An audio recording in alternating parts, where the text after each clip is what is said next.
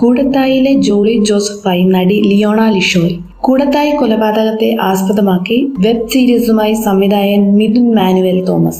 അണലി എന്നു പേരിട്ടിരിക്കുന്ന വെബ് സീരീസ് ഹോട്ട്സ്റ്റാറിലൂടെ സ്ട്രീമിംഗ് ആരംഭിക്കും. ജോളി ജോസഫായി നടി ലിയോണ ലിഷോയ് അഭിനയിക്കുന്നു. ലിയോണയുടെ കരിയറിലെ ഏറ്റവും ശക്തമായ കഥാപാത്രം കൂടിയാവും ഇത്. നിഖില വിമലും മറ്റൊരു പ്രധാന കഥാപാത്രമാവുന്നു.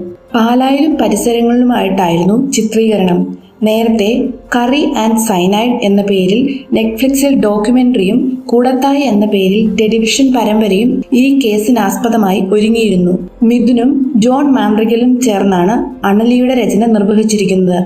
ആൻമരിയ കലിപ്പിലാണ് അലമാര തുടങ്ങിയ മിഥുൻ മാനുവൽ തോമസ് ചിത്രങ്ങളുടെ തിരക്കഥാകൃത്തും ജനമൈത്രി എന്ന സിനിമയുടെ സംവിധായകനുമാണ് ജോൺ.